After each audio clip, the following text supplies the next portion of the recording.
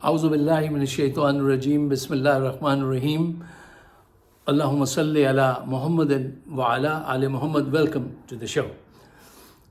صاحبوں، رمضان کا مہینہ ہے۔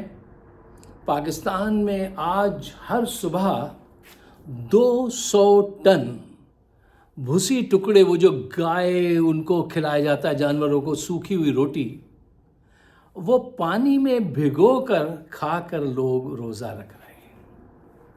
میں نے یہ بھی پڑھا کہ لوگ پاکستان کے کچھ علاقوں میں گندے پانی سے بھی روزہ افطار لیتے ہیں۔ یہ ہے صورتحال۔ معاشی طور سے کیا حالت ہے یہ آپ کو سب علم ہے۔ اچھا، اس وقت ہو کیا رہا ہے وہ ذرا دیکھ لیجئے۔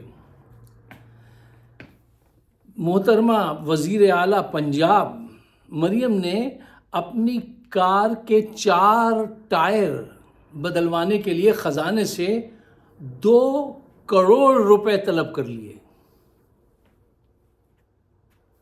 یہ فیکٹس ہیں سب جو میں آپ کو بتا رہا ہوں۔ میرے ساتھی اس پہ بہت ڈیٹیل سے بات کر چکے ہیں، لہٰذا مجھے اس کی ضرورت نہیں ہے۔ ان کے چچا جان وزیر اعظم ہاؤس میں اس کی تنظیم و آرائش کروا رہے ہیں، اس کی کیا ضرورت ہے؟ وہ بالکل ٹھیک ہے۔ وہاں پہ کچھ کرسیاں خریدی گئی ہیں اور ایک کرسی کی قیمت کتنی ادا کی گئی ہے سوچئے؟ 50,000، 1,000، 1 لاکھ روپے، کچھ 1.5 لاکھ روپے نہیں، 8 لاکھ روپے ایک کرسی کے ادا کیے گئے ہیں۔ یہ الللے تللے اڑائے جا رہے ہیں۔ کیوں؟ ان کی بیک پر بندوق والے کھڑے ہیں، یہ جو جی چاہے کریں، ان سے کوئی نہیں پوچھ سکتا۔ مجھے ایک بات دیانتداری سے بتائیے گا، کیا آپ نے اپنی پوری زندگی میں کبھی یہ منظر دیکھا یا سنا، کہیں پڑھا کہ کسی جرنیل نے ایوب خان کے دور سے لے کے آج تک کرپشن کرنے والے بندے کو الٹا لٹکا کے ننگا کر کے مارا اور پیسے وصول کیے کہ تم نے خزانے سے پیسے چرائے ہیں؟ کیا کبھی ایسا ہوا؟ میری نگاہ سے نہیں گزرا کہ انہوں نے کرپشن والی رقم نکلوائی ہو۔ اس کی وجہ کیا ہے؟ شریک جرم نہ ہوتے تو پھر سب کے پتے بتا دیتے آپ۔ وجہ یہ ہے، زیادہ میں نہیں کہنا چاہتا۔ مارا تو کس کو مارا الٹا کر کے؟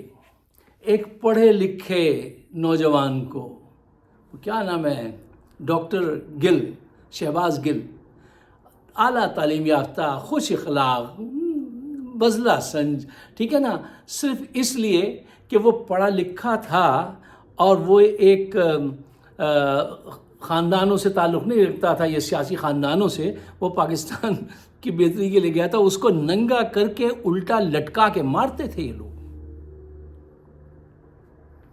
اس آدمی نے وہ جبر سہا ہے۔ کبھی کسی بڑے پولیٹیشین کو، مافیا کو انہوں نے اس طرح نہیں مارا۔ اچھا دیکھیے، اگر یہی جرنیل اور یہی کرپٹ سیاستدان حکومت کرتے رہے تو 200 سال لگ جائیں یا 250 سال لگ جائیں، آپ منزل پہ نہیں پہنچیں گے۔ دیکھیے، اگر آپ کو 1 میل دور ایک بالٹی میں پانی بھر کے لے کے جانا ہے اور اس بالٹی میں 100 چھید ہوں تو آپ پانی بھر کے چلیے، آپ منزل تک پہنچیں گے، وہ سب غائب ہو جائے گا۔ یہ سینسیبل بات ہے کہ نہیں ہے؟ جس جھولی میں 100 چھید ہوئے، اس جھولی کا پھیلانا کیا؟ اب وہ حالت ہو گئی ہے۔ اچھا، مجھے آپ سے بات رکھنی ہے ڈاکٹر کیا نام ہے ان کا، حفیظ شیخ صاحب کی، ٹھیک ہے، ان کی بات رکھنی ہے اور اسحاق ڈار کے متعلق کچھ بات کرنی ہے، لیکن اس سے پہلے میں چاہتا ہوں کہ 5 اہم پوائنٹ ہیں وہ میں آپ کے سپرد کر دوں، تو اس کے بعد کم وقت میں زیادہ کمیونیکیشن ہو پائے گا اور ہم کوشش کریں گے کہ گھمبیر چیزوں کو بہت آسان بنا کے ہم آپ کے سامنے پیش کر دیں، پھر آپ پر ہے، آپ اسے قبول کریں یا ریجیکٹ کر دیں۔ پوائنٹ نمبر 1، دیکھیے، آج کی دنیا میں معیشت اور آپ کی فارن پالیسی کا بہت بڑا، بہت اہم کردار ہے۔ پوائنٹ نمبر 2، آپ کی آزادی کی ضمانت اب ٹینک اور اسلحہ نہیں، مضبوط معیشت ہے۔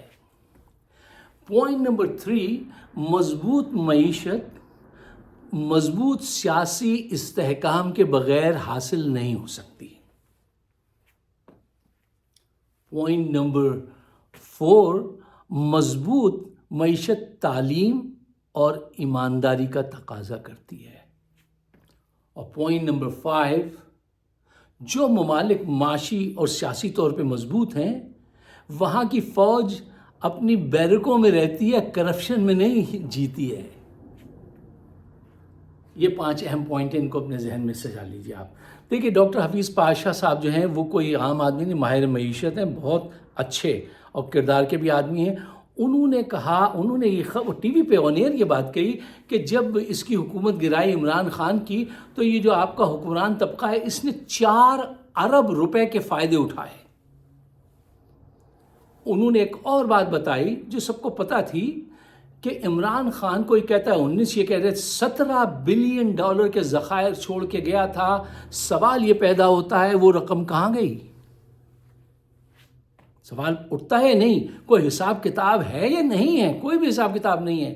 اچھا ایک اور سوال، ابھی جب یہ قطر میں وہ انٹرنیشنل گیمز ہو رہے تھے تو پاکستان کی فوج نے وہ سیکیورٹی دی تھی تو 2 یا 3 بلین ڈالرز ملے تھے، جو آپ 2 بلین لینے کے لیے ان کے در پہ گئے تھے سعودیہ کے کہ یار پیسے دے دو، اور اس نے منع کر دیا تھا۔ وہ رقم کہاں گئی؟ کس جرنیل کے پاس ہے؟ کوئی ہمت کرے پوچھ لے اس سے۔ یار آپ کے ہاں معاف کیجیے گا، کوئی آپ کتنے سے بڑا وہ اکانومسٹ لے آئیں، آپ کی معیشت ٹھیک نہیں ہو سکتی جب تک آپ کے پاس چیک اینڈ بیلنس کا سسٹم نہیں ہوگا۔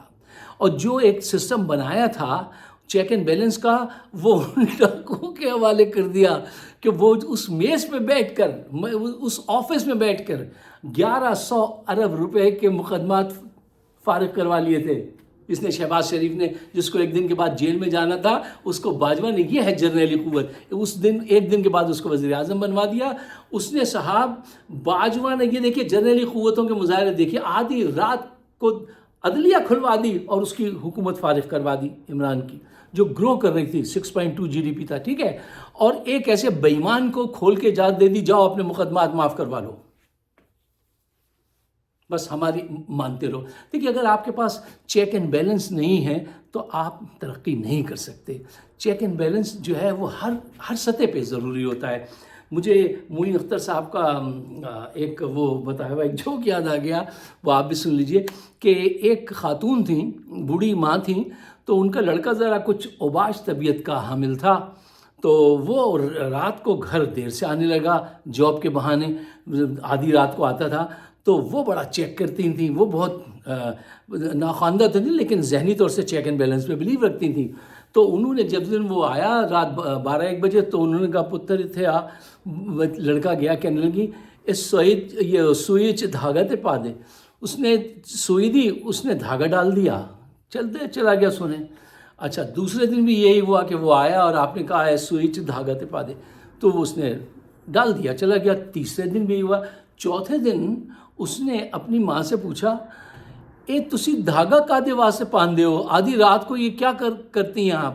تو بڑی بھی بولی، پتر وہ دھاگے دی سوئی دی تو میں نے لوڑ نہیں، پر میں یہ چیک کر دیا تو کدھر شراب شروع تو پی کے نہیں آتا، تم رات کو شراب شروع تو پی کے نہیں آتے ہو۔ چیک اینڈ بیلنس، اگر آپ چیک نہیں کر سکتے تو چاہے آپ کی اولاد ہو یا آپ کی معیشت ہو، وہ سب اڑ کے رہ جائے گی۔ صاحبوں، ان کرپٹ جرنیلوں نے، ان کرپٹ سیاستدانوں نے آپ کی معیشت، آپ کی فورن پالیسی، آپ کے آئین کو روند ڈالا ہے، جس کو کہتے ہیں نا، ایک بڑا پرانا لفظ ہے اردو کا، فوجوں نے دوسروں کی فوج کو روند ڈالا، ہاتھیوں نے ان کے گلوں پہ پاؤں رکھ دیے، یہ وہ حرکت کی ہے۔ حقیقت یہی ہے۔ آج افغانستان میں ٹی ٹی پی کے کتنے وہ کام کر رہے ہیں آفیسز، اور بھارت ان کو فائنینس کر رہا ہے۔ اب آپ کا جھگڑا شروع ہو گیا، آپ نے ان کے 3 گاؤں میں 7 مقامات پہ ابھی جا کے ایئر اٹیک کیا ہے نا، یہ خبر آپ تک پہنچ چکی ہوگی۔ پرسوں 1 مہینہ پہلے آپ کی ایران سے جھگڑا ہو گیا تھا۔ بھارت آپ کا ازلی دشمن ہے، چائنا آپ کا نو مور فرینڈ۔ تو یار آپ کی کیا فورن پالیسی ہے مجھے بتائیے؟ جس ملک کی کوئی فورن پالیسی نہیں ہے، جس کا کوئی آئین نہیں ہے، اس کی معیشت کیسے قائم؟ جہاں سیاسی استحکام صرف ڈنڈے کا وہ ہے، جو ڈنڈے والے چاہیں گے وہ ہوگا۔ وہ میں نے ابھی آپ سے ایک پوائنٹ مرج کیا تھا نا کہ جن ممالک نے ترقی کی ہے ان کے یہاں فوج بیرکوں میں ہے اور تعلیم اور جمہوری سسٹم جو ہے وہ اس کے ذریعے ترقی ہوتی ہے. ہمارا وزیر خارجہ آپ نے وہ بنایا ہے جو ناکام اکانومسٹ تھا بلکہ اکاؤنٹنٹ تھا. وہ اس کو لائے تھے. ذرا قسمت دیکھیے اس ملک کی. وہ آدمی ملک سے غبن کر کے اس پہ مقدمہ چل رہا تھا, بھاگا تھا چھپ کے, ٹھیک ہے. اس کو لندن میں وہ 4 سال تک رہا. اس کو جا کے پہلے انہوں نے بھگوانے میں مدد کی, پھر اس کو لے کے آئے یہی جرنیل.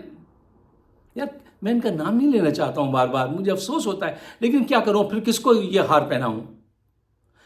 اس کو طیارے میں بلوایا وزیر اعظم کیا. وہ جب آیا تو اس کی ذہانت یا دیدہ دلیر دیکھی. اس نے کہا میں 4 سال تک سینیٹر رہا ہوں, مجھے تنخواہ دو. لو لو لو, اس کو کروڑوں روپے تنخواہ کے ادا کیے گئے. پھر اس نے وہ حال کیا کہ آپ کی معیشت بٹھا دی, آئی ایم ایف سے آپ کے تعلقات خراب کرا دیے. آئی ایم ایف کا ایک ایک آفیسر ان کی ایک ایک کریڈٹ رپورٹ لے کے بیٹھا ہوا ان کی ڈیسک پہ پڑی ہوئی ہے.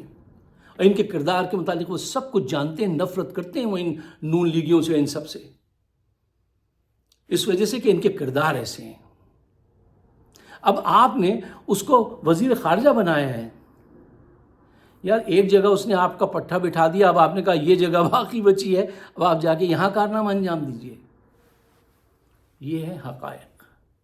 اچھا, بگ کوشچن از ناؤ کہ اب آپ کے اختیار میں کیا, آپ کیا کر سکتے ہیں. دیکھیے پوائنٹ نمبر 1, جس کے اختیار میں جو ہے وہ ضرور کر دے. میرے اختیار میں یہ کمیونیکیشن ہے, میں اپنا ٹائم نکال کے یہ کر لیتا ہوں. آپ اس کو شیئر ضرور کیجئے گا اگر آپ مجھ سے اتفاق کرتے ہیں.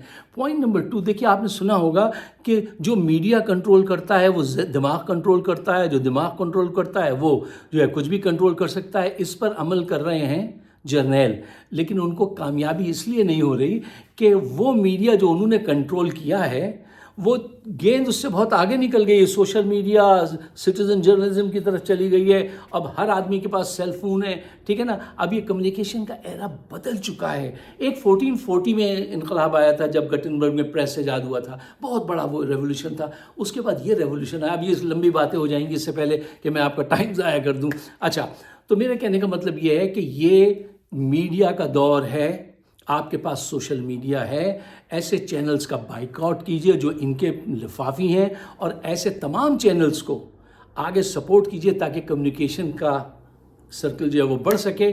کیوں, آج جنگ ہی کمیونیکیشن کی ہے.